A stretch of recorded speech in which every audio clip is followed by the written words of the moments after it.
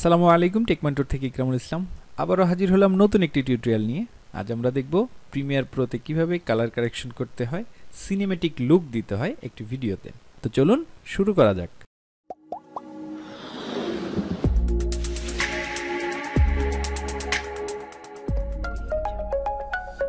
প্রথমেই আমরা যেটা করব, এমন একটি ভিডিও ফুটেজ নিয়েছি যে ভিডিও ফুটেজে আমাদের কোনো ধরনের কালার কারেকশন নেই। আমরা এই ভিডিও ফুটেজটি কালার কারেকশন করব। সিনেমেটিক লুক কিভাবে দেওয়া যায় সেটাই আমরা আজকে দেখব। তো আমাদের প্রথম যে কাজটি হবে সেটি হচ্ছে একটি অ্যাডজাস্টমেন্ট লেয়ার নিয়ে নেওয়া। নিউ আইটেম থেকে অ্যাডজাস্টমেন্ট লেয়ার নিয়ে নিচ্ছি আমি এবং এটা একটি রিনেম করে দিচ্ছি কালার। এই অ্যাডজাস্টমেন্ট লেয়ারটি আমি ভিডিওর উপরে প্লেস করব। সম্পূর্ণ ভিডিওটার উপরে আমি অ্যাডজাস্টমেন্ট লেয়ারটা দিয়ে দিলাম। এখন যে কোনো ধরনের এডিট আমরা যেটাই করব সব অ্যাডজাস্টমেন্ট লেয়ারকে সিলেক্ট রেখে, তাহলে পরবর্তীতে যে কোনো সময় আমি অ্যাডজাস্টমেন্ট লেয়ার চেঞ্জ করতে পারবো, অথবা অন্য কোনো ভিডিও ফুটেজের উপরেও এই সেম আমি ইফেক্টটা বসাতে পারবো। আচ্ছা, এখন আমাদের প্রয়োজন কালার কারেকশনের জন্য Lumetri scoop and Lumetri colour. তো লুমেট্রি স্কুপের অপশনটি আমরা কোথায় পাবো? উইন্ডো থেকে লুমেট্রি স্কুপস এবং উইন্ডো থেকে লুমেট্রি কালার। আমাদের কয়েকটি কালার এখানে চলে আসছে। এই লুমেট্রি স্কুপ এবং লুমেট্রি কালার দিয়ে আমরা এটার কালার কারেকশন করব। এখানে লুমেট্রি স্কুপের একটি সেটিংস আছে, সেটিংস থেকে আমরা শুধুমাত্র এই দুইটি অপশন রাখবো, একটা ওয়েব ফর্ম, একটা হচ্ছে প্যারাডে। মূলত 26 থেকে 230-এর মধ্যে যদি আমরা কাজগুলো করি তখন দেখা যায় যে আমাদের ভিডিও কারেকশনটা ঠিক থাকে। এটা জাস্ট একটা আমাদের স্কেল, আমরা এটাকে স্কিপও করতে পারি, কোনো অসুবিধা নেই। এখন আমার অ্যাডজাস্টমেন্ট লেয়ার আমি সিলেক্ট করে রাখছি। এরপর এখানে আমাদের 6টি অপশন আছে: basic correction, creative, curves, colour wheel, HSL এবং ভিগনেট। আমরা এখানে 6টা অপশন দিয়েই আজকে কাজ দেখব। প্রথমে আমরা দেখব বেসিক কারেকশন। বেসিক কারেকশনে আমি প্রথম যে কাজটি করব সেটা হচ্ছে টোন নিয়ে, টোনে ক্লিক করব কর্নারে। এরপর দেখা যাবে যে ব্ল্যাক, হোয়াইট, শ্যাডো, হাইলাইট ইত্যাদি আছে। আমরা যদি সামান্য পরিবর্তন করি তাহলে এখানে প্রিভিউতে আমরা দেখতে পারবো কিছু পরিবর্তন করছি। ব্ল্যাক, হোয়াইট, শ্যাডোজ, ওকে, হাইলাইট। হাইলাইট একটু সামান্য কম বেশি করলে আমাদের কালারটা কিন্তু চলে আসতেছে।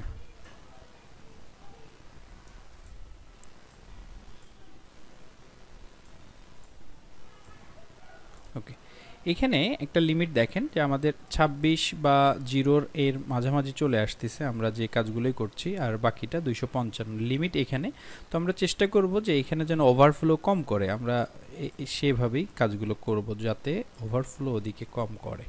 অটোমেটিক আমরা একটা ভালো একটা কালার আমরা পেয়ে যাব। আগে কেমন ছিল এখন কেমন হলো সেটা দেখতে গেলে এফএক্সে যদি আমি ক্লিক করি তাহলে দেখছি যে আগে ছিল এমন, এখন কালারটা চলে আসছে।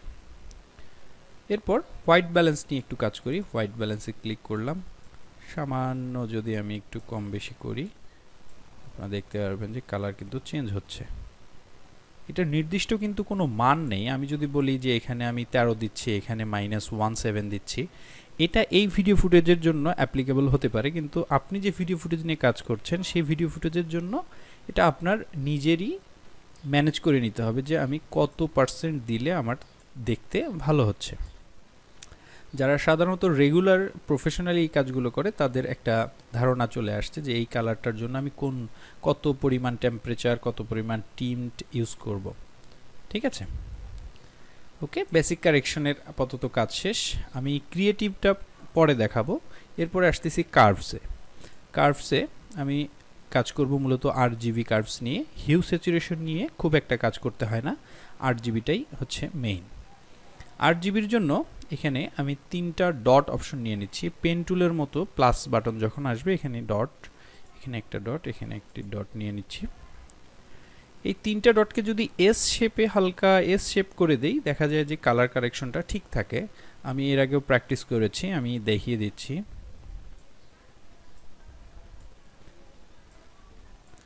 সামান্য যদি আমি এস এর মতো একটি শেপ নিয়ে আসি তাহলে কালারটা মোটামুটি ঠিক থাকে।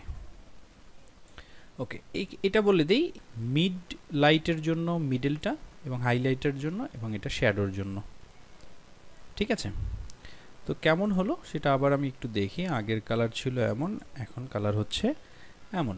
ইচ্ছা করলে হিউ স্যাচুরেশন থেকে আমরা ছোট্ট একটি কাজ দেখে নিতে পারি যে সামান্য পরিমাণে ব্লু অংশটা যদি বাড়িয়ে দেই অথবা ইয়েলো অংশ একটু কমিয়ে দেই, একটু বাড়িয়ে দেই, এখান থেকে আমরা এই কালারগুলো চেঞ্জ পাবো। তবে হিউ অ্যান্ড স্যাচুরেশন থেকে আপনারা কাজ না করলেও হবে। এরপর আমি দেখাবো colour wheels and match. Colour wheels and ম্যাচে সবচেয়ে মজার একটা ব্যাপার প্রিমিয়ার প্রোতে, যে আমার যদি অন্য কোনো ভিডিও ফুটেজের কালার পছন্দ হয়, সেম কালারটা আমি এটাতে অ্যাপ্লাই করতে পারবো। সেটার জন্য কি করতে হবে, কম্প্যারিজন ভিউ এটা অন করে নিব এবং অন্য কোনো ভিডিও ফুটেজ আমি যদি একটু এখানে সিলেক্ট করি যে অন্য একটি ভিডিও ফুটেজ আমি নিয়ে আসছি পাশে এবং কম্পেয়ার থেকে আমি ভিডিওটি প্লে করি যে এইখানে যে কালারটা আছে এইরকম কিছুটা কালার হলেও আমি আমার এই ভিডিও ফুটেজে চাচ্ছি। তাহলে কি করতে হবে, কালার হুইলস থেকে কম্প্যারিজন ভিউ অন করে আমি অ্যাপ্লাই ম্যাচে ক্লিক করব, সাথে সাথে কিন্তু চেঞ্জ হয়ে গেছে যে এই ভিডিও ফুটেজের সামান্য কিছু পরিবর্তন বা এই কালারগুলোর কিছু পরিবর্তন কিন্তু আমি এই ভিডিওতে পেয়ে গেলাম। কিছুক্ষণ আগে ছিল এমন, এখন আমি কম্পেয়ার করে ওই ভিডিও ফুটেজের কালার কারেকশনটা কিন্তু আমি এটাতে অ্যাপ্লাই করতে পারলাম। সবচেয়ে মজার ব্যাপার হচ্ছে এইটা।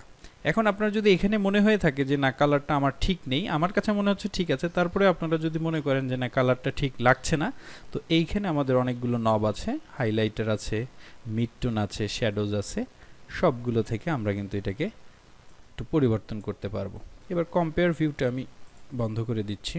লুমেট্রি স্কোপটা কিন্তু আমরা এখন না রাখলেও চলবে। লুমেট্রি স্কোপটা জাস্ট আমাদের একটা আইডিয়া রাখার জন্য, রুলার আর কি আমাদের কাছে, যে আমরা কোন পরিমাণে কাজগুলো করছি। আগের কালারগুলো ছিল আপনার যদি আমি দেখাই, আগে কালার ছিল এই যে 230 থেকে 77-এর মাঝামাঝি, আর আমরা পরিবর্তন করলাম 255 থেকে একেবারে 26 এর মাঝামাঝি আমরা কাজগুলো করছি। এটা জাস্ট একটা রুলার হিসেবে কাজ করে। ওকে, এখন HSL সেকেন্ডারি এর জন্য আমাদের প্রয়োজন হবে আরেকটি অ্যাডজাস্টমেন্ট লেয়ার। আমি আবার নিয়ে নিচ্ছি অ্যাডজাস্টমেন্ট লেয়ার। ওকে, অ্যাডজাস্টমেন্ট লেয়ারের কালার দিচ্ছি লুক, এটিকে আমি উপরে প্লেস করে দিলাম। এখন HSL এটার মেইন কাজ হচ্ছে মূলত এই ভিডিও ফুটেজে হয়তো বা আমরা খুব বেশি ভালো দেখাতে পারবো না। এটার মেইন কাজ হচ্ছে কোনো একটা অবজেক্ট অথবা কোনো একটা পার্টিকুলার অবজেক্টের কালারকে ঠিক রেখে বাকি সাইডের অপশনগুলোকে আমি যদি চেঞ্জ করতে চাই, অথবা আমি সহজ করে বলি যে কালো অংশগুলোকে যদি আমি ঠিক রেখে বাকি অংশগুলোর কালার চেঞ্জ করতে চাই, তাহলে কিভাবে করব সেটার জন্য এই অপশন আমি একবার দেখিয়ে দিই। এখানে আই ড্রপার আছে, প্লাস আই ড্রপারটা আমি সিলেক্ট করলাম, করে আমি ব্ল্যাক অংশতে ক্লিক করছি। ওকে, এইখানে কালার গ্রের এই অপশনটি যদি আমি চালু করে দেই, তাহলে দেখা যাবে সামান্য একটু পরিবর্তন করি যেন কালো যে অংশটা আছে বা কালো যে কালারগুলো আছে, কালারগুলো যেন ভেসে আসে। ওকে, নিচে আছে ব্লার, সামান্য ব্লার করে দিচ্ছি, মানে আমি যে জায়গাটা সিলেক্ট করছি এর আশেপাশে যেন কালারগুলোকে সে ঠিক রাখে।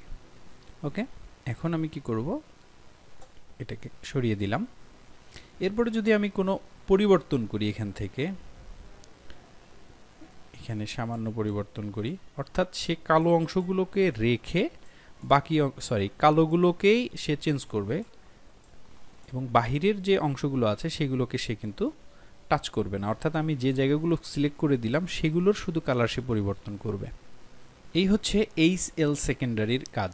এখন আমরা দেখব ভিগনেটের জন্য আমরা এই লুকের যে অপশনটি ছিল, এই অ্যাডজাস্টমেন্ট লেয়ারটি আমি বন্ধ করে দিচ্ছি। আমার তো প্রয়োজন হচ্ছে এই কালার যেটাতে আমরা কিছুক্ষণ আগে কাজ করলাম। তো ভিগনেটে ক্লিক করলাম, ক্লিক করে এটার কাজ খুবই সামান্য। আমি যদি দেখিয়ে দেই যে অ্যামাউন্টটা যদি সামান্য কমিয়ে দিচ্ছি, দেখা যায় যে সাইড থেকে একটা কালো অংশ চলে আসছে, অর্থাৎ মাঝের অপশনটি অবজেক্টটাকে সে হাইলাইট রাখছে, বাহিরের অংশগুলোকে সে কালো করছে। মিড পয়েন্ট আমি যদি কম বেশি করি এইভাবে করতে পারবো সামান্য। তাহলে আমাদের কি ছিল, আগে ছিল এমন, এই ভিগনেট ইউজ করার কারণে এমন একটি হাইলাইটার হয়ে গেল। আমি এতক্ষণ আলোচনা করলাম এই 5টি option: basic, curve, colour wheel, HSL এবং ভিগনেট। আমি ক্রিয়েটিভ অপশনটি কিন্তু এখনো দেখাইনি। ক্রিয়েটিভ অপশনটি হচ্ছে আমরা যে কাজগুলো এতক্ষণ করলাম এই কাজগুলো কিন্তু একটু প্র্যাকটিসের ব্যাপার, একটু মনে রাখার ব্যাপার এবং একটা ক্রিয়েটিভিটির দরকার। কিন্তু আমি যদি চাই যে এই ধরনের কাজগুলোর কিছু প্রিসেট যদি আমার কাছে থাকে তাহলে এগুলো সরাসরি অ্যাপ্লাই করা যায়। সেটা কিভাবে? আমার নিকট কিছু প্রিসেট আছে।